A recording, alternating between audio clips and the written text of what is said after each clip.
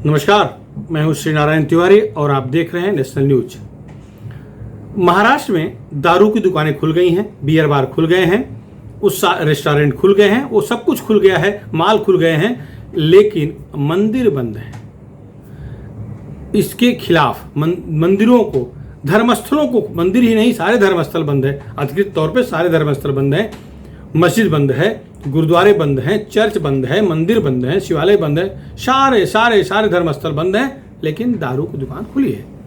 इसके खिलाफ, सरकार की इस नीति के खिलाफ सोमवार को राज्य भर में भारतीय जनता पार्टी ने शंखनाद आंदोलन किया, घंटानाद आंदोलन किया, जिसमें भाजपा नेताओं ने नम्रता से कानून तोड़ने का आंदोलन करने का नाम दिया है, जिसको भाजपा के नेता प्रदेश अध्यक्ष चंद्रकांत दादा पाटिल कहते हैं कि हम नम्रता से कानून तोड़ने का आंदोलन कर रहे हैं। इस आंदोलन के तहत मंदिरों में जाकर के जबरन घुस करके आरती करना, घंटा बजाना, ये सारा कार्यक्रम राज्य भर में हुआ। जहां जहां भाजपा सशक्त है या भाजपा के सहयोगी दल सशक्त हैं, वहां बड़े पैमाने पर आंदोलन हुआ। पुणे में चंद्रकांत पाटिल कसबा गणपति मंदिर गए, वहां घंटा बजाए, पुलिस कार्रवाई करे, वहां सीधा सीधा आरोप लगाया कि अल्पसंख्यकों के मत पर, मुस्लिम वोटर पर जो दो दल राज करते हैं, जो मुस्लिम वोटरों को खुश करने के लिए जो अपना राजनीतिक चाल चलते हैं, अपनी राजनीतिक चाल चलते हैं, ऐसे कांग्रेस और राष्ट्रवादी कांग्रेस पार्टी के बल पर, के सहयोग से शिवसेना सरकार बनाई है। ये दोनों दल नाराज न हो जाएं, अगर मंदिर खोल देंगे दोनों दल नाराज हो जाएंगे। इससे डरी हुई शिवसेना, मुख्यमंत्री उद्धव ठाकरे, शिवसेना प्रमुख, मंदिर नहीं खोल रहे हैं, ऐसा आरोप चंद्रकांत पाटिल ने पूना में लगाया है। राज्य भर से आरोपों की बौछार हो रही है। इसमें अन्ना हजारे भी कूद पड़े हैं। अन्ना हजारे का भी कहना है कि अगर बियर बार, दारू दुकान खुलती है, माल खुलते हैं, तो मंदिर क्यों नहीं खुल रहे हैं? आश्चर्य की बात है, सबके लिए आश्चर्य की बात है। मंदिर, मस्जिद, गुरुद्वारे, सारे धर्मस्थल क्यों नहीं खुल रहे हैं? खुलने चाहिए, कोरोना प्रोटोकॉल का पालन करते हुए। अगर माल में जाना है जो कोरोना प्रोटोकॉल का पालन हो सकता है, तो मंदिर में जाना है तो कोरोना प्रोटोकॉल का पालन होना चाहिए। उसको जो फुलफिल करे वो जाए। ट्रेन में यात्रा करने के लिए कोरोना प्रोटोकॉल का पालन करना आवश्यक बनाया गया है, तो लोग कर ही रहे हैं, तो मंदिरों पर, धर्मस्थलों को क्यों रोका गया है? ये गलत बात हो रही है। और आश्चर्य की बात यह है कि बाबुलनाथ मंदिर में पूजा करने गए, मुंबई के बाबुलनाथ मंदिर में सुधीर मुनगंटीवार को पुलिस ने डिटेन कर लिया। उनके साथ लोग थे, उनको डिटेन कर लिया, और उस समय वो मीडिया से बात करते हुए आपत्तिजनक आरोप लगाए हैं। उन्होंने, एक अच्छे शायर भी हैं, वो विदर्भ के हैं, अच्छी हिंदी बोलते हैं, मराठी के विद्वान तो है ही हैं, हिंदी के विद्वान हैं। उन्होंने महाराष्ट्र का नाम मध्य राष्ट्र कहा। मध्य राष्ट्र है महाराष्ट्र, दारू के पैसे पर जीने वाली सरकार है। माने व्यंग किया है, क्या महाराष्ट्र मध्य राष्ट्र बनेगा? मध्य राष्ट्र है ऐसा नहीं है। उनका तात्पर्य है कि दारू के पैसे पर सरकार चल रही है, दारू के पैसे, दारू खोल करके उसके पैसे से सब किया जा रहा है। उन्होंने 100 करोड़ उसी की तरफ इशारा करते हुए कहा कि भाई रेस्टोरेंट, बियर बार, ये सब टारगेट पूरा करके खोल दिए गए हैं, ये मंदिर बंद है। और एक और उन्होंने कहा कि दारू पिए खूब जियो। बोले सरकार चाहती है दारू पियो खूब जियो, और मंदिर में जाने की जरूरत नहीं है, भगवान की आवश्यकता नहीं है, दारू मिल गया उम्र बढ़ गई, भगवान की आवश्यकता नहीं है। ऐसा उनका व्यंग था सरकार पर। उन्होंने मांग किया है कि तुरंत मंदिर खोले जाना चाहिए। एक बड़ा और भी गंभीर आरोप शिवसेना या मुख्यमंत्री उद्धव ठाकरे पर लगाया है, व्यक्तिगत उन पर नहीं, सरकार पर लगाया है। वो कहते हैं कि यही काम दानव करते थे त्रेता युग में, द्वापर युग में, सतयुग में, यही काम दानव करते थे। देवताओं की पूजा उपासना नहीं करने देते थे, यही काम अब सरकार महाराष्ट्र में कर रही है, पूजा पाठ करने से रोक रही है। खैर, ये पॉलिटिकल बयान है, लेकिन ये सच है कि लोग नाराज हैं। मंदिर खुलने चाहिए, और कोरोना की तीसरी लहर आने की जो आहट दर्शाई जा रही है, जो महसूस की जा रही है, निश्चित है उसकी सारी सावधानियां, सारे प्रोटोकॉल पालन करते हुए मंदिर खुलने चाहिए। थोड़ी भी लापरवाही किसी के लिए बर्दाश्त की बात नहीं है, पूरे देश के लिए घातक हो सकती है। दुर्भाग्य देखिए कि केरल छोटा सा राज्य, 3-3.5 करोड़ आबादी वाला छोटा सा राज्य केरल का है। वहां पर वहां की वामपंथी सरकार मुसलमानों को खुश करने के लिए बकरीद के मौके पर, जबकि पूरे देश में कोरोना के चलते लॉकडाउन लगा था, 3 दिन का उन्होंने लॉकडाउन में राहत दे दी। 3 दिन में ऐसी भीड़ उमड़ी बकरीद मनाने के चक्कर में, बकरा खरीदने के लिए और भी जो तैयारियां करनी उसे पूरा करने के लिए ऐसी भीड़ आई कि कोरोना आकाश में चला गया है। छोटे से राज्य में 20,600 के आसपास लोग मर चुके हैं। इस समय वहां रोज 10,000, 15,000, 18,000, 20,000 ऐसे पेशेंट मिल रहे हैं। हालत खराब है कोरोना की, केरला की, कोरोना के चलते। तो ये सच है कि अगर कोरोना प्रोटोकॉल नहीं पाला गया, जो मापदंड सरकार ने बनाया है, जो स्वास्थ्य विभाग ने बनाया है, उसका पालन नहीं किया गया तो कोरोना की तीसरी लहर जो अभी दूर थोड़ी दिखाई दे रही है वो आकर के दबोच लेगी, जल्दी आ जाएगी। और तीसरी लहर में डेल्टा प्लस वेरिएंट के आने का जो खतरा दिख रहा है वो बहुत घातक है। तो कोरोना को तो रोकना ही पड़ेगा, सरकार को रोकना ही चाहिए। लेकिन अगर बार और माल और रेस्टोरेंट खुल गए हैं तो मंदिर क्यों बंद रखे हैं? भगवान को क्यों कैद किए हैं? भगवान को कैद करने काम जनता से चुने हुए प्रतिनिधि का नहीं है। वो तो ठीक है, उस वक्त त्रेता द्वापर में होता था तो होता था, सतयुग होता था। इस समय वो उचित भी नहीं है। मैं वो नाम नहीं ले रहा हूँ कि कौन क्यों रोका जा रहा है, लेकिन देवालयों को खोलना ही चाहिए। पूरे राज्य भर आंदोलन हुए हैं।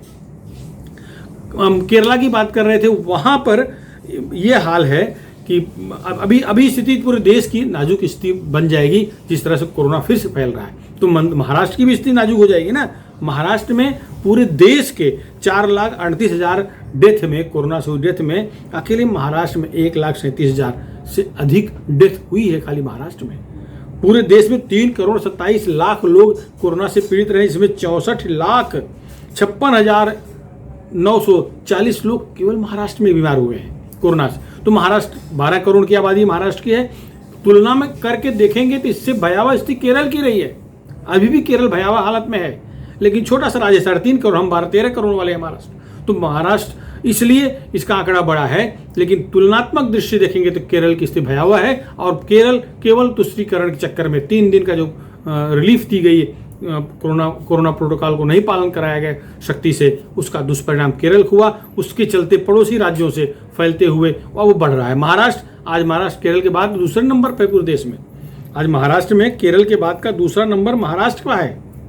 केरल में 40, इतने छोटे से राज्य में 40-41 लाख लोग कोरोना से पीड़ित हो चुके हैं। 3.5 करोड़ में 40 लाख से अधिक लोग कोरोना के पेशेंट हो चुके हैं केरल में। 20,541 लोग मर चुके हैं खाली 3 दिन की लापरवाही। तो मैं उन सभी धार्मिकों से भी कहूंगा कि कोरोना कहीं गया नहीं है, कोरोना के साथ जीना है, इसे वैज्ञानिक कह रहे हैं।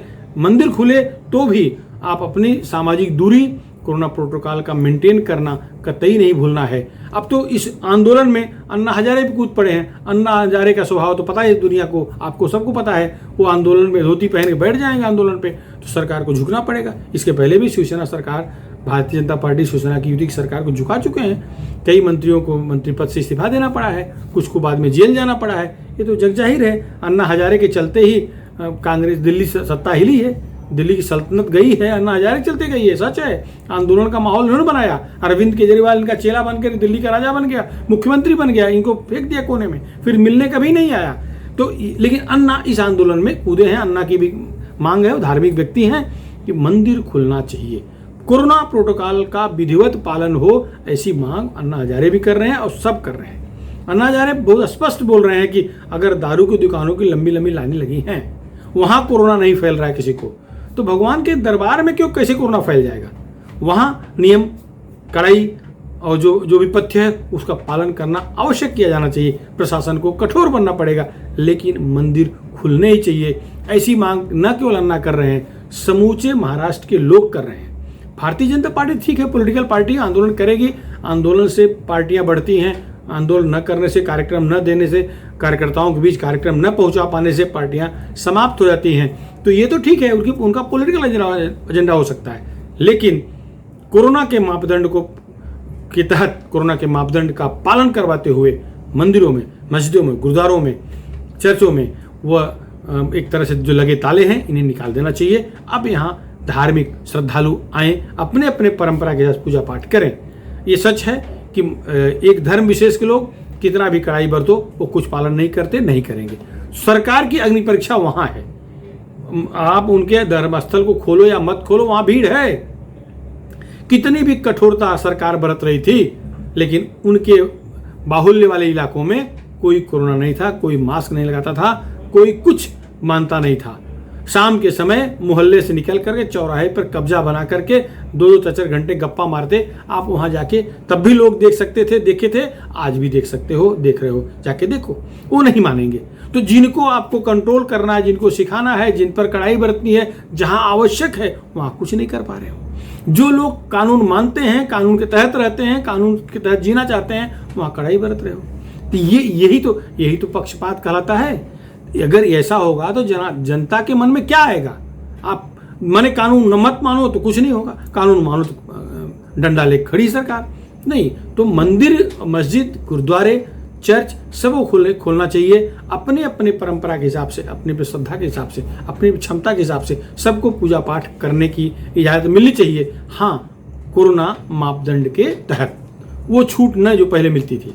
हर दिन के लिए कोटा तय हो जाए, मंदिर प्रशासन को व्यवस्था करने का आर्डर दिया जाए कि वो उतने ही श्रद्धालुओं को बुलाए जितने को ठीक से हैंडल कर सके, सोशल डिस्टेंसिंग मेंटेन कर सके, उतने लोगों को बुलाए। लेकिन अगर और अधिक देर तक ये ताना गया और अधिक देर तक इस पर रोक लगाया गया, जैसा कि भाजपा भी कह रही है, तो जनता शायद प्रोटोकॉल तोड़ के मंदिरों में घुसेगी और पूजा पाठ करने लगेगी। क्योंकि नौकरी गई है, लोग दुखी हैं, क्योंकि घर में रह रह करके लोग रोगी बन चुके हैं।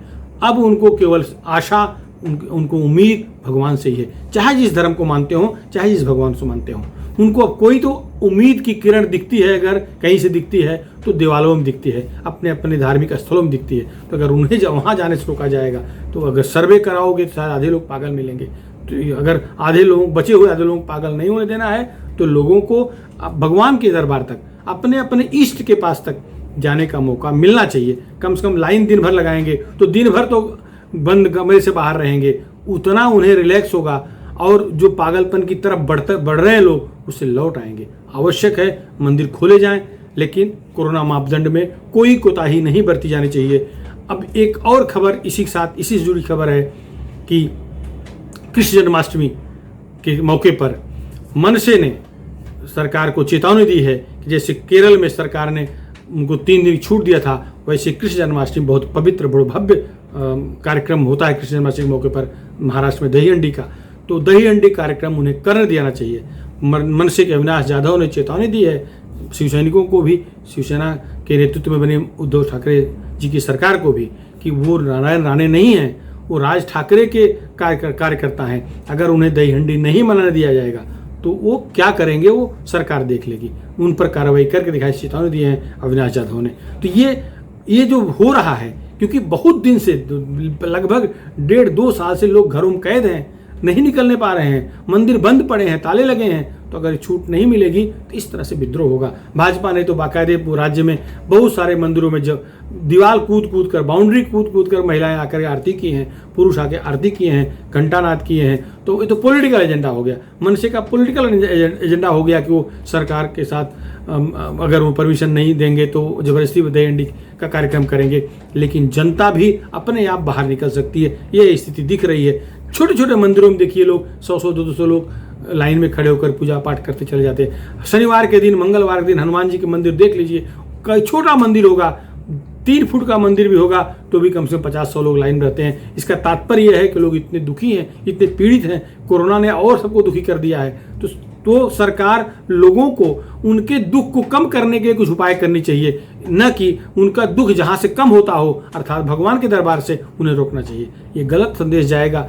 यह कम से कम उद्धव जी जैसे पढ़े लिखे, जैसे हिंदूवादी, राम भक्त मुख्यमंत्री के रहते ऐसा नहीं होना चाहिए। उनसे तो लोग उम्मीद यही करते हैं, वो राम भक्त हैं, वो जो कुछ करेंगे हिंदू धर्म के, हिंदू परंपराओं को मानने वाले फैसले लेंगे। लेकिन अभी तक उनकी मजबूरी शायद है, पॉलिटिकल मजबूरी हो सकती है, वो ऐसा नहीं कर पा रहे हैं। उन्हें जरूर सोचना चाहिए। जनता अब ऊब चुकी है घरों में बंद होकर के। जनता अब भगवान के दरबार में जाना चाहती है। मंदिर बंद है तो बाहर से लंबी लाइन लगा लोग दर्शन कर रहे हैं, इसका मतलब लोगों की श्रद्धा भगवान में है, उसे रोकना ठीक नहीं है। जब भक्त को अपने भगवान के पास जाने के बीच में कोई बाधा बने तो भगवान भी दंड देने लगते हैं। मैं इतना ही कहूँगा। फिलहाल इस मुद्दे पर इतना ही। आपको हमारा वीडियो कैसा लगा, पसंद आया हो तो इसको शेयर करें, हमारे नेशनल न्यूज़ चैनल को सब्सक्राइब करके जन जन तक पहुँचाएं। धन्यवाद।